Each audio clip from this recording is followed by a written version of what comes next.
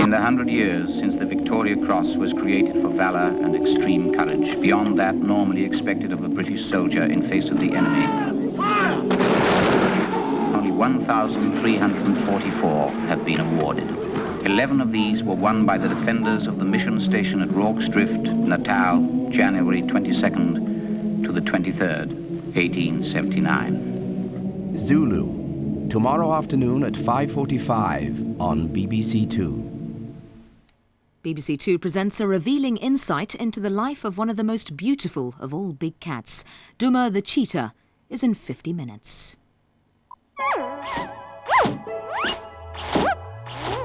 Now the second of two programmes on the momentous political changes of the year. BBC2 follows 5 candidates, each facing victory or defeat in the general election, and sharing with us their campaign confessions. Hi, it's Ken Livingstone here. I just wondered if you'll be voting Labour at the election. You must be joking. Oh, you can't still... Oops. Right, well, that's firm.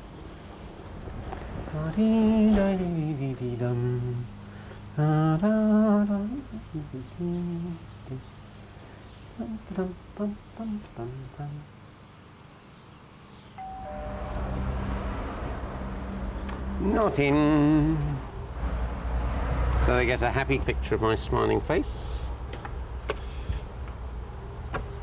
which is no substitute for the real thing.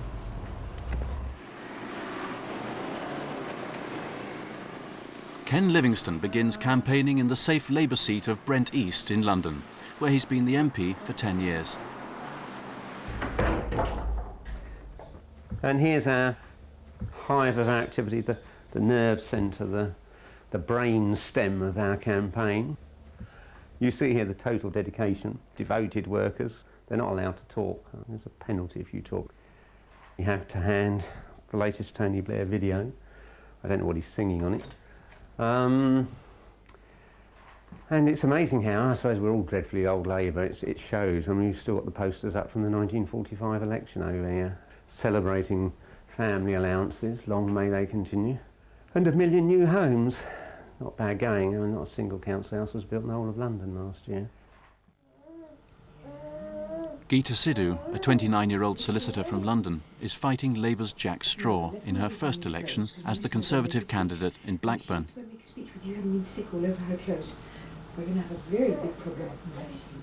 I'm terrified of making speeches, and you're not supposed to be. You're supposed to just breeze in there and know what you're doing, but I'm sure I'll do that in about 10 years' time, but at the moment I'm absolutely scared, brainless of them. I am the only Asian woman in the Conservative Party that is standing in this general election. The only one. When you vote for me, when I become the Member of Parliament for Blackburn, in 5 years, in 10 years, when your children are reading about this in a book, in school, it will be a history book, because every vote is going to make history.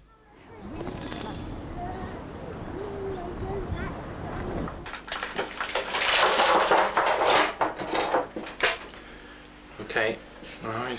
I'll do yours first, Paul, if you don't mind, Davey, alright? I want yours to take a little bit longer, doesn't it? She's having a rest. She's having a rest, right? My name is Andrew George, Liberal Democrat candidate here in St Ives constituency in Cornwall, and a Deputy Director of a charity based in Truro, with a staff of about 20.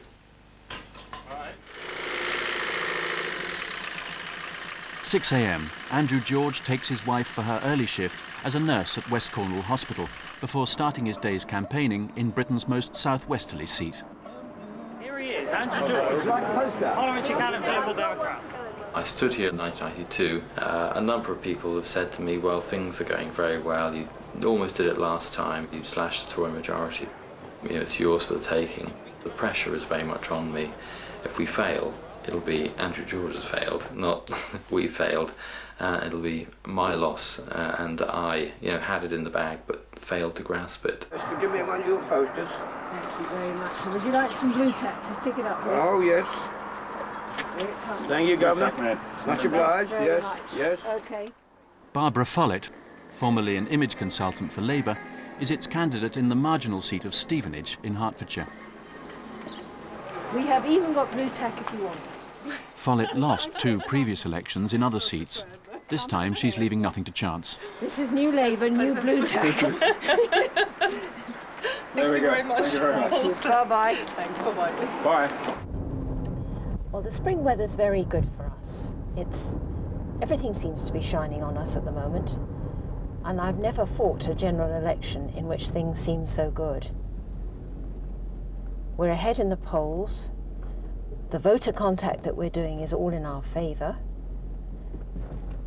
And on top of it all, the Conservatives are having a very hard time in the House of Commons with the whole sleaze issue and the Downey report. This morning, The Guardian published 5 pages of allegations. And I think this makes the voters feel that it really is time for a change. Well, we're off on the canvas trail at long last. This is what I enjoy, but I'm the world's worst canvasser, because once I start talking, I never stop, and I get pinned down. You'll already have realised that everybody else managed to do at least 3 doors to my one, and this has always been my great failing.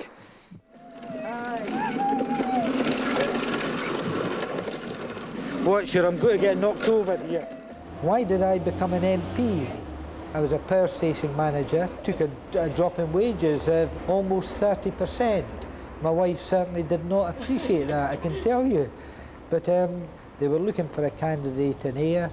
I felt I wanted to make sure that somebody who was relatively local would be chosen. I didn't expect to be, but I was, and from the day that I was chosen, I simply committed to it. Phil Galley has only been an MP for 1 parliament, after winning the marginal Scottish seat of Ayr for the Conservatives by 85 votes. This time he's pinning his hopes on the advantage of being the sitting MP. I've worked hard here for 5 years, and the election will determine whether or not that has been a factor.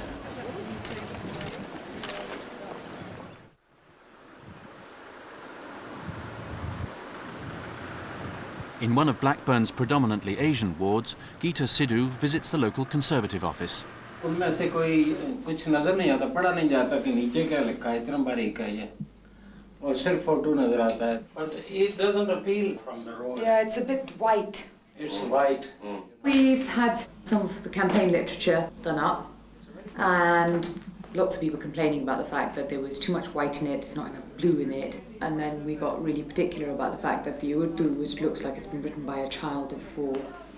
And then we had some leaflets done, and they hate them too.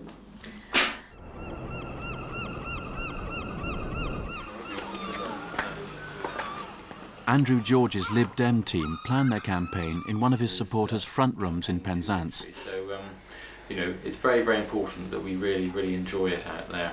And the enjoyment and the positive approach that we take to it will come across to people on the doorstep, over the phone, through the literature and everything else. So it's going to be a positive, upbeat, happy campaign, honest, hard and everything else. So, you know, thank you for everything you've done so far, but this is only the beginning, I'm afraid.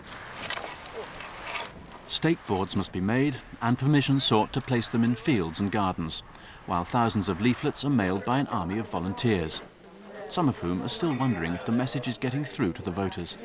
Half of them don't even know who he is. They all say, oh, we haven't seen him, why should we bother about him, he doesn't come round here, and all the rest of it.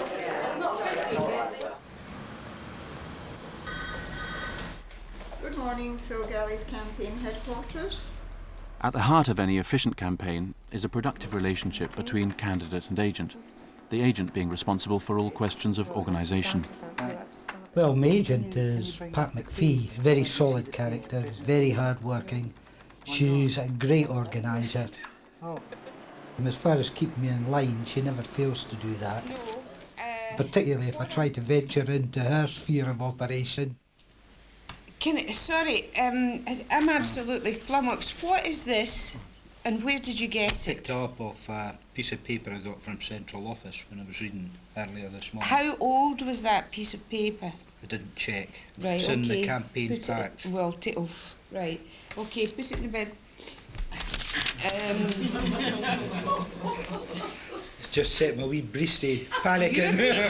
Well, I thought it was no, Phil. Sorry, there is no checking to be done. Okay. I'm in yes, charge. boss. But at the end of the day, I think I respect her as the agent, the position that she has and the role that she has, just as she accepts that the political line we take is totally my choosing. In Stevenage, Barbara Follett has her own approach, replacing the traditional partnership between candidate and agent. Too many candidates think you can do this job on your own, and because my background is in management training, I know that you've got to have a management team with you. The team includes Brian Mitchell, known affectionately as the Rottweiler, and officially as campaign manager. What has helped us so much is we have a very clear idea of what each of us has to do. We actually have divided what would normally be an agent's job into three, which is Dave does the running around, Bruce does the legal, and I do the ordering. And I think it works. What you'll have up there next week is postal votes. It'll say 4 against, no intention known. The total will be roughly 1900 or whatever the number will be. Perhaps it might touch 2,000. Where's the red wine? And the very last thing is... At nightly meetings, the Follett team, including her husband, the novelist Ken Follett, plan their campaign meticulously, even to election night itself. They're going to photograph me going in at 9:45, and then at 2 minutes past 10 I have to comment on the exit polls nationally and Stevenage, and then at 10:30 I have to do an interview with Paxman. And they will also be going around to party members at the reception asking them for their reactions. So I have to beg of you, comrades, don't get too pissed.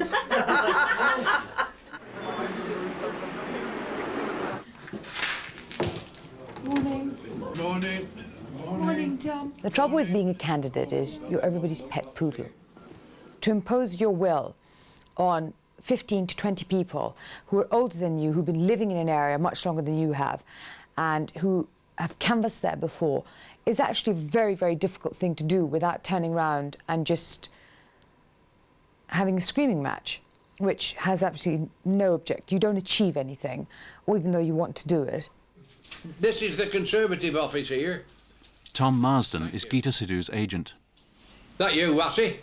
See, that's into the case. Aye, it's not so much how, Emma. My blood pressure's going up every minute.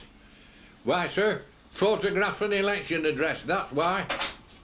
Now aged 83, he was himself the Conservative candidate in Blackburn in 1955, when he almost beat Labour's Barbara Castle. Tell him to shape himself. OK. Right, Wassie. Now, one thing that I'm getting worried about is that everybody's going out and killing themselves, and they're doing a really good job. But I'm really not happy about those sorry you were out things, Tom. I hate them. Those what? Sorry you were out bits. First of all, why did they say please on them? I've had people come and complain to me that they say please on them. Said please? Yes. Even if it said please vote and had Conservative at the bottom, the please bit just looks really strange up there.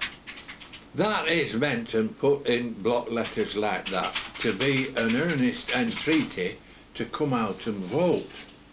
It's not meant to be subservient or anything. I know, but you know what? It's an earnest entreaty. I've just had people tell me, lots of people tell me about how they hate them. So I'm just passing on the message. Well, you're the first one that's mentioned it to me. I know, but they're complaining it to me, and I'm telling you what they're telling me. Well, it's funny, we've never had a complaint before.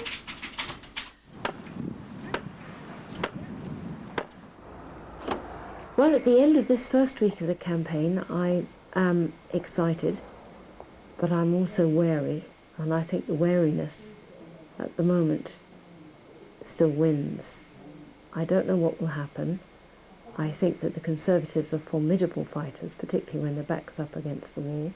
They're also dirty fighters. And I suppose what I'm wary of is some twist in the campaign that could still make it, still snatch victory away from us. So, at the end of the first week, it's yours warily, Barbara Follett. Where's the remote for the tonic? Good evening, Neil Hamilton, the former government minister, is taking cash for questions. He's back. Was re-adopted tonight. Hooray!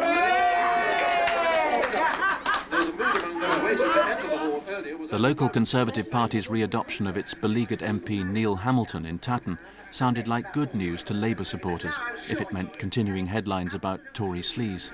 But it wasn't long before Neil Hamilton demanded of Martin Bell what he really meant by standing as an anti-corruption candidate. I don't actually intend to talk about you.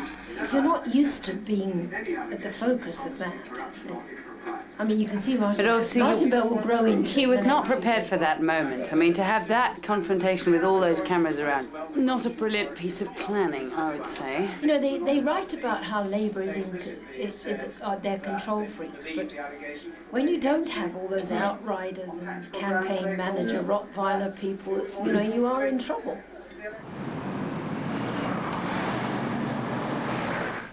What is it you actually want me to do then? I'm not clear. Well, yeah, the only problem is I'm not allowed to leave the constituency. I'm under a banning order. So you'll just have to phone Mandelson Towers and you tell them your ideas about how to pin the Tories down. But I'm not allowed to do anything. They tell me I should hide under a log till polling day. Okay. Okay, thanks very much. Okay, cheers. If you don't win, you'll have to sell it back to the Tories. We will. Okay, thanks. Goodbye. Right. You'll have to sell back the Mandelson Tower. Mandelson Towers, yes. This morning we went into the office to prove the election manifesto, and it's amazing how much of a difference one word made. And I was reading this thing and it was saying things completely the opposite to what I believe in because of, like, the word not wasn't in there. What am I doing the proof for if we can't alter it then? It's not John Major's manifesto, it's mine. That's the trouble. You've got to have it sort of... Well, look, why not just put the word not in and leave it like it is? So I do not believe a single currency will work at this time. Or we will have a referendum. Okay. In other words, it's just as it is here, except we put the word not in. No, I also please if we can have at this time. Put what you want. I want at this time in there as well, because that's what I mean. I don't know if it's never going to work. Well, Tom, finance is my speciality. If I don't know what I'm talking about, then I'm going to look really stupid. Yeah, all right, then currency will work at this time. That's it, isn't it? Right. Sounds so stupid as well. So we did have a screaming match, and I got to the stage which I never ever thought in my life I would, where I turned around and said, look, it's my campaign. And I had somebody turn around and go, is it really? And I thought, well, I'm flummoxed. I haven't got anything to say about that, really. It is my campaign, I think. I'm the candidate, so I hope it's my campaign. Andrew, good morning. Sorry I'm a bit late. Okay. Well, you'll go in when the tape's running. Yes. That Neil Gallagher's prepared. Yes, fine. Because then I can actually hear what you'll hear that. Saying. Good, yes, fine. There's then 20 minutes of debate, quarter of an hour break, yes, three-quarters of an hour. Okay. Fine, we have Andrew George, who's the spokesman for the Liberal Democrats, Candy Atherton for the Labour Party, and Neil Badcock for the Conservatives. The subject today is the economy in Cornwall. The point that I would like to make, we've got the largest natural harbour in the world at Falmouth, within 3 miles of the busiest shipping lane in the world, and we're here looking at it purely as a place we paddle in or gaze at. We need to be developing our maritime potential, which is environmentally sound. The problem is we're becoming a third world economy here. Oh, that is absolute rubbish. We've got some of the best farmers in the country down here. Okay, well, good, yes, but we're not adding value to and you're running down them as a third-rate economy. We are approaching. This is all getting very interesting as we approach news time. We are friendly. It's all theatre, isn't it, Neil? We're all friendly. Tea or coffee? Can we stop the videoing now? High level of excitement here. The Herald, Scotland's, or the West of Scotland's national newspaper, has done an assessment of our campaign prospects. And believe it or not, the Herald, which is usually pretty anti-Tory, is very, very good indeed. My outspoken views proving popularity at local level, in with a real chance despite difficulties, addressing the key issues, This is the stuff that I can delight in, and I'm totally in favour of the Herald for a change. Now everyone, look at this. Look what we're going to do. 2 weeks to get rid of the Tories. Have you met Dickie Attenborough who's here with me today? Yes. Thank you very, very, very much. Barbara Follett's campaign received support from several show business personalities, including Richard Attenborough. I've known Dickie for many years, and I felt very privileged to have him canvassing with me. One in the window. Have you got one in the window? That's the question. Two in the window. I've got 2 in the window. They've all got stickers in the window. And if he's watching this, Dickie, I just want to say thank you. You are wonderful, because you make us all feel special. What do you think of New Labour? Oops, they hung up. That's a bad sign, right. Doubtful, verging on against, I reckon. You a Tory? No. Liberal? No, I went Green.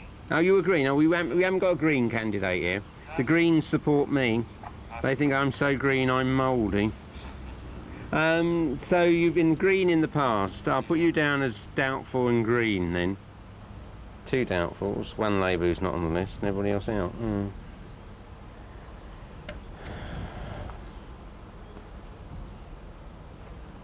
Mind you, given it's 4 o'clock on a Friday afternoon, you wouldn't expect to get that many people in.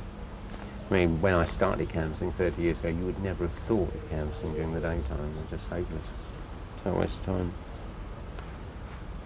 I mean, the only people who were housewives, and again they would say, oh, I don't know what we're doing, I'll wait till my husband gets home, you know.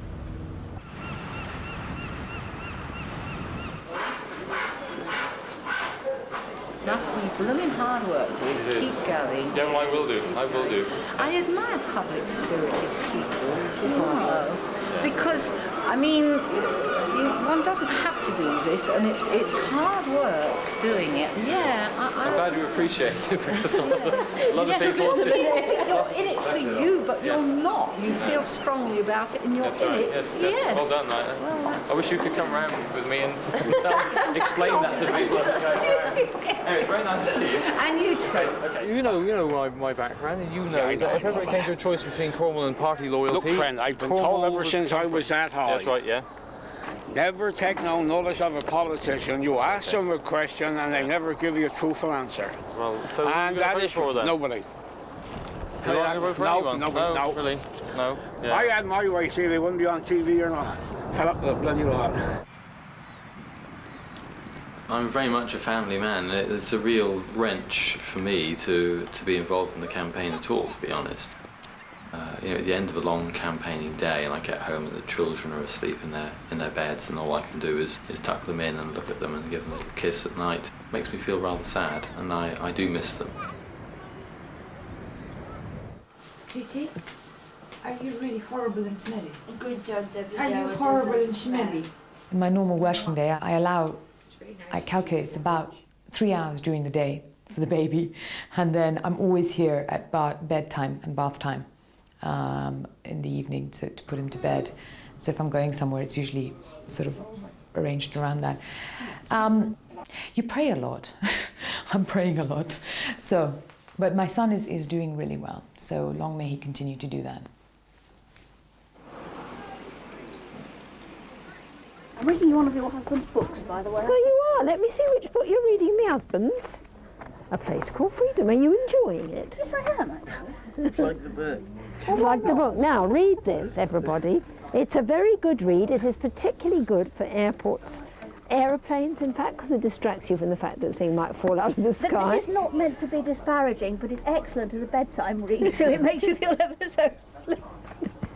Sorry, that's not meant He's not listening. He's not listening.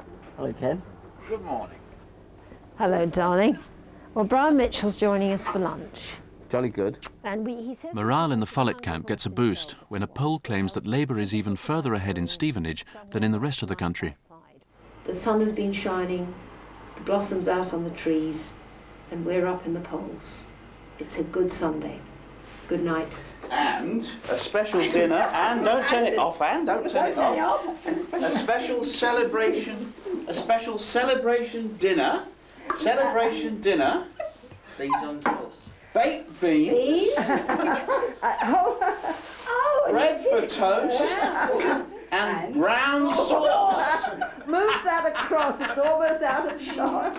Ken's favourite is brown sauce. Daddy's sauce. Not HB sauce, you notice, but Daddy's brown sauce. And who's cooking? Oh, I'll have to cook, because this is a very delicate operation. Cooking the baked beans, I mean, you know, it's got to be done just so. Well, one of the odd things actually about an election is how little the candidates keep up with what's happening outside their own constituency. I mean, I'll catch the Radio 4 news before I go off to do the tube station, and I'm actually just be home in time to catch some of Newsnight. But all the great rows and dramas and traumas that erupt, you only hear about it when other people come up to you and say, what do you think about so-and-so? And you stand there looking like a fish out of water because you haven't got a clue what they're talking about. Under Labour it will be resolved. No, it won't. You'll all be sacked. They're doing that already. The horrifying news this morning, of course, is the opinion poll in The Guardian showing our lead down to 5%. I felt like this great abyss had opened by the side of the bed as I heard it on the radio. And the sudden horrible thought that perhaps it could all go wrong and they get back again, you know. And all through the day I just can't shake the thought. My mind keeps coming back to this sort of nightmare scenario. And so it's going to be an absolutely nerve-wracking sort of 48 hours or perhaps even 72 hours until the next clash of opinion polls comes out. And hopefully the gaps will all have widened again. But if they haven't, my God, there's going to be a nerve-wracking last week of the campaign. The only way the seat is going to be won is if one consolidates the white vote but adds to it with the Asian vote. It is as simple as that. I'm standing here today because I am trying to become the Member of Parliament for Blackburn. That's what I'm doing here. Now, Jack Straw has a 6,000 vote majority. 6,000 votes. That is very little. In Audley and Queen's Park, if we can get 4,000 votes, he is finished.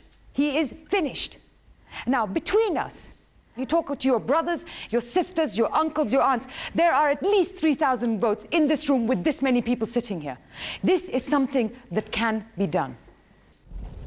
I honestly don't accept I'm going to lose a seat. But if you look at the opinion polls, logic would say that I genuinely feel I was going to lose. And that just isn't the case.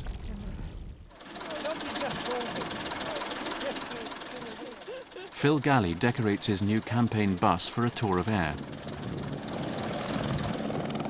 He's to be joined by the Secretary of State for Scotland, Michael Forsyth, whose visit is one of several that Galley has had from prominent Tories, hoping to shore up support in a very marginal seat.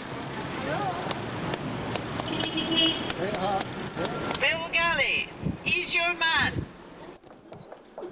In her marginal seat, Barbara Follett is about to enjoy the ultimate in party endorsements, closely choreographed from Labour headquarters.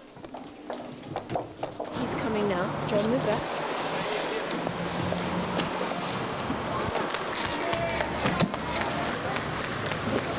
Hello, Barbara. It's great to be here. You're looking fantastic. Can we do a quick picture in the shade with Barbara? We need Barbara and you together, you see. Right, so. How's it going?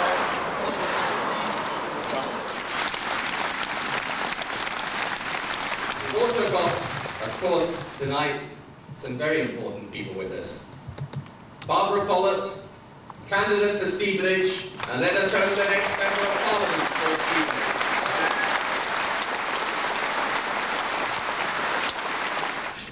What do you think of the media coverage as far as Mrs. Follett goes, particularly many references to her being a champagne socialist? Look, the fact that Barbara is a successful person and her husband is successful is great. You know, we shouldn't hold that against people. And if Stevenage gets her as the Member of Parliament, they will be getting someone who has got, you know, bags to give.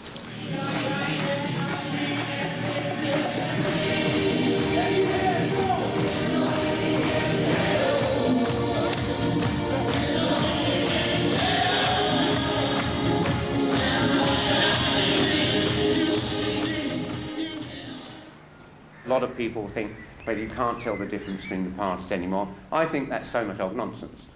What we have is an honest right-wing Labour leader. I memean, like we've often had in the past. I mean, I think I spent something like about 25 years in local government in total, and I served under loads of leaders. And actually, whilst I was quite happy with my own performance, I have to say the ones that impressed me the most were those that, I mean, quite right-wing, and you could have a disagreement with them, but they knew what they wanted to achieve, and they set out and they delivered it. And I think that is very much a pattern that, I mean, we may see after this election. Morva, where's the four-leaf clover? There you are. 2. One's a few days old. Family's in the garden. Here you are. One dried up four-leaf clover and one was just picked yesterday. 1, 2, 3, 4.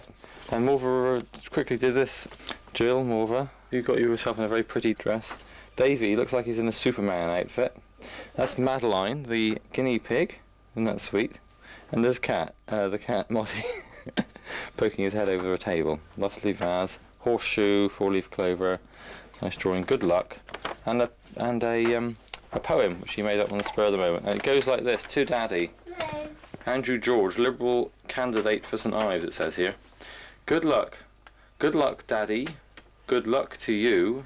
No good luck to the baddie, open brackets, William Rogers, close brackets, and more good luck too. Good luck for Andrew George, good luck for you. You've got a four-leaf clover, William Rogers shoe. So good luck, Daddy. Love from Morva, Davy and Jill. So, here you are. It's a lovely card. These are all your good lucks then? These are all my good luck letters, and I got a good luck card today from Tony Blair, signed by everyone in the Key Seats unit. John Major coming to the town centre this afternoon about 2 o'clock. So we're going to go down about 1:30 with some placards and sandwich boards, flags, whatever, and make a silent appearance at his rally. Cool. Let's see.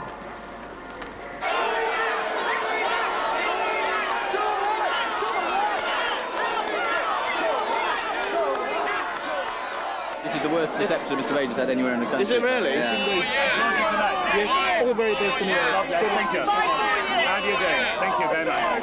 Good to see you.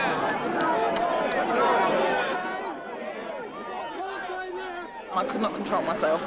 Myself and Katie from North, we were in there. Brian and I would not have condoned such stuff. Nothing better never. could have happened. An egg? Today, for everyone's adrenaline and what they needed, fun. Nothing better could have happened. We were No, you weren't allowed. No, I know. It would have been wrong and undignified, yes. Oh, I'd have been up there crying right out. Do you want me to take it off? I keep doing all these interviews and people keep saying you're going to win. And I mean, honestly, 3 weeks ago I was going, of course I'm going to win. I mean, heavens, what a silly question. And I've always thought it was a possibility. I'm beginning to feel it's a real possibility, and therefore I now think it's not going to happen. Whether I win or I lose, I must feel I've done the best I could have done. So I keep trying to very desperately hang on to that thought, but anyway, I'm scared. vote karo, conservative ko vote do, Labour ko girayo, Tory ko uthao, vote karo. Ladies and gentlemen, it's the 1st of May, it's general election day, come out and vote, number 7 on the ballot paper. Vote Conservative. Gita Sidhu आपकी Conservative candidate है. साथ में खाने में निशान लगाना है. Vote Conservative. Turn right. Morning, madam. Andrew George. Right, lovely weather for it, isn't it? It's gorgeous. Yes.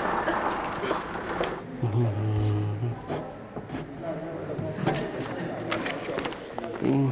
Well, it doesn't look like the traditional box. No, they're plastic now. Much lighter to carry around. Oh, right. No, nice to see you. Goodbye. Cheers.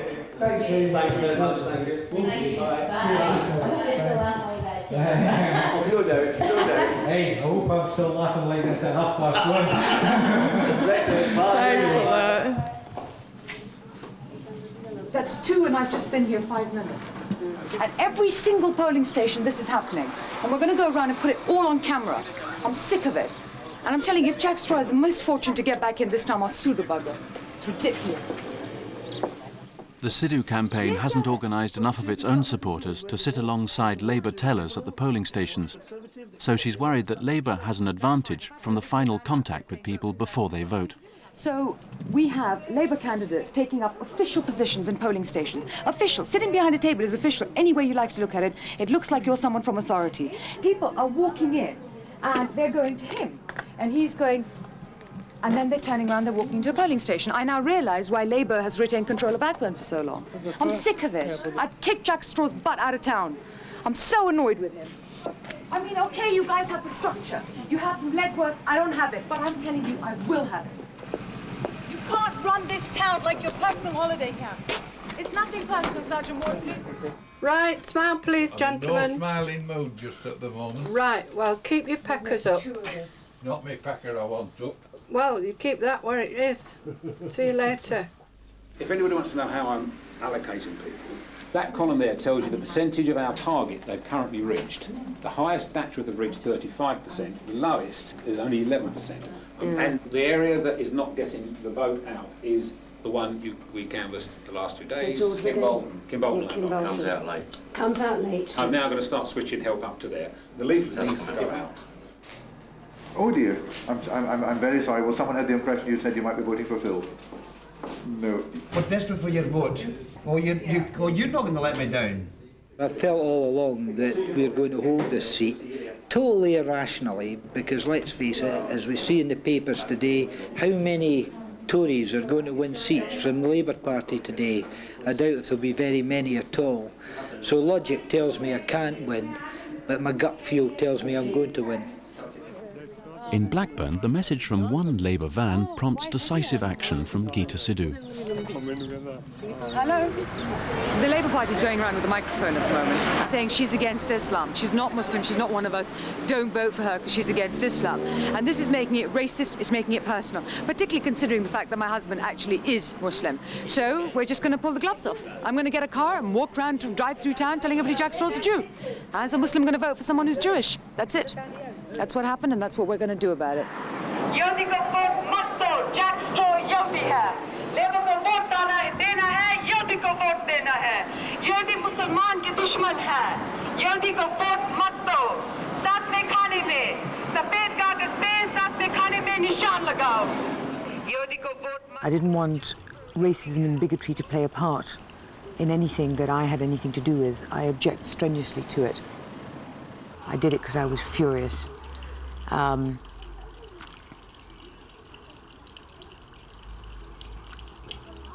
So, I must admit, I wish I hadn't done it. So I say, how's it looking? You can say terrific, terrific, and then just move to leave. Just turn and look this way. Much better. Okay. 5, 4, 3, 2, 1.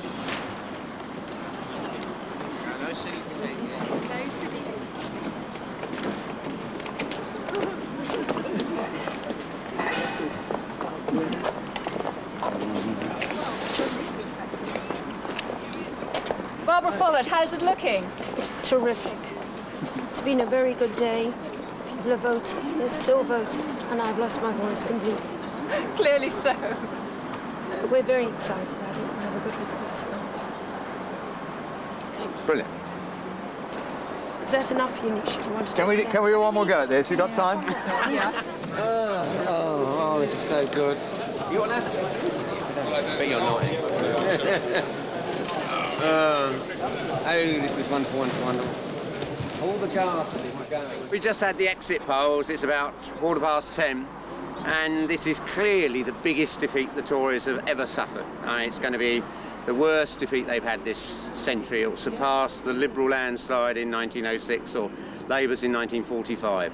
This is going to change all politics. Tomorrow there'll be a confidence amongst people who've been down-beaten and downcast for the best part of 20 years.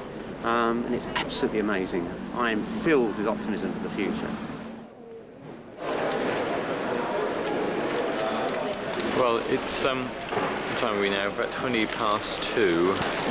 I'm literally knackered, still nervous, but I've been feeling the same way all day. I'm feeling slightly calmer now, but it's been a very difficult day. Everyone's saying that I'm going to take the seat, me not believing anybody at all, and the strain is beginning to tell, I feel.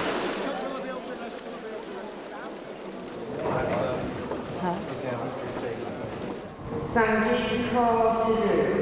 The Conservative Party, 11,690. John Whittaker-Straw, the Labour Party candidate, 26,000.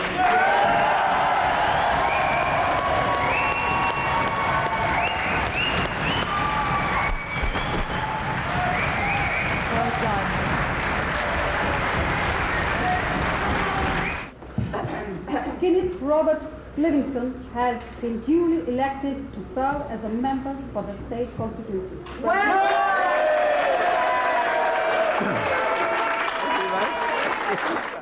Phil Galley, Scottish Conservative and Unionist candidate, 15,136 votes. Sandra Osborne, the Scottish Labour Party candidate, 21,000.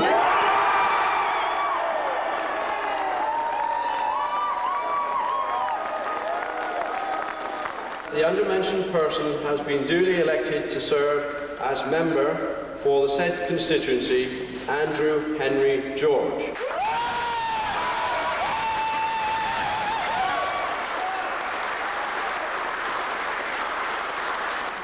May I thank my agent, my chairman, the members of my campaign team, and everybody who worked so hard during this campaign to achieve a result which actually shows that Conservatism is alive. It's not that well, but it's very alive, and it's kicking in Blackburn, and it lives to come back another day. Thank you very much, and may I say that never has somebody lost in such distinguished company before. Follett, Daphne Barbara, the Labour Party candidate, 28,000.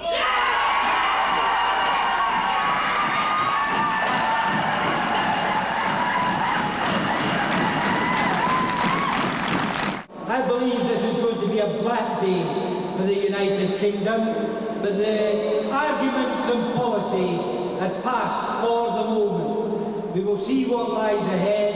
I believe we will rise again, and I look forward to carrying the blue banner forward when that time comes. Thank you.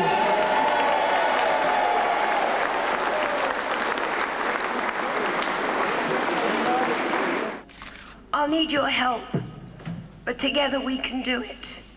Together we can rebuild Stevenage, and we can rebuild Britain. Okay, everybody, right? Great stuff. Thank you very much indeed. Well done. Thank you very much, everybody. Cheers, well done. Thank you very much. Thank you very much. Watch my name. It'll be there somewhere. All right. That's for sure. That's a promise. Yeah, we'll watch it in ZTV1. Just watch for it in the House of Commons. That's where it will be. Ultimately, it'll be Jim Nocty at this stage. Oh, great. Why don't you get hold of Kate and get her to phone to get a minicab so we can go home and have a bloody good drink?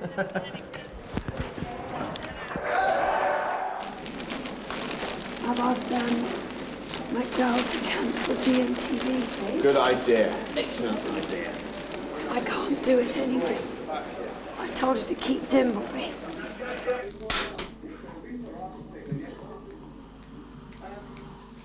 Commiserations. Yeah. We all worked hard. Bloody hard. I believe very much in the fact that there was a reason why it happened like this. I really do. I believed it from a very, very long time that things happen in a particular way for a particular reason. And I wasn't meant to do it now, so I didn't do it now. And I will do it some other time when it's meant to happen. And it hurts the most for the people that put in the work. Nobody who wasn't related to me in some way, in any way, could have done more than Joan did.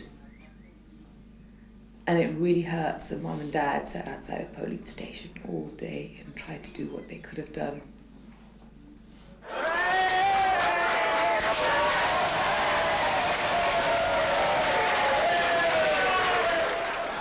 I know that many people have put their marriages on the line and they've forgone holidays and when I've asked them for an extra pound of flesh, they've given me 2, and I've been trying to get blood out of a stone and it's been pouring out, and you've all been so wonderful. And my way of appreciating all of that is I'm going to be going off to another place, and my salary is going to be increasing by 3-fold, and I'm going to have to put up with all the luxuries of life I've never experienced before. There's only one thing to say, and that is thanks, bye.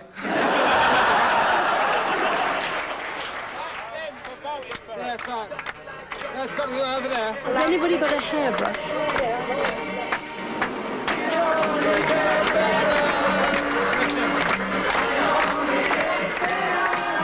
That's got to go over there. Look at it, look at it.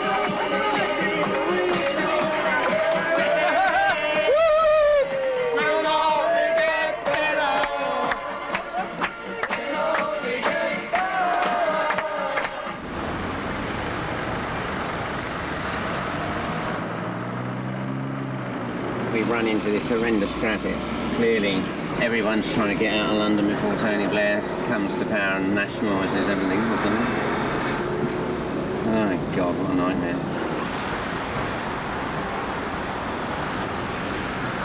This is Buckingham Palace. Yeah, that's Buckingham Palace. Gosh, look at her. She's in. The flag's up. The newly elected member for St Ives invites his family to join him on his first trip to Westminster. There's Big Ben. Yeah, there's Big Ben, that's right.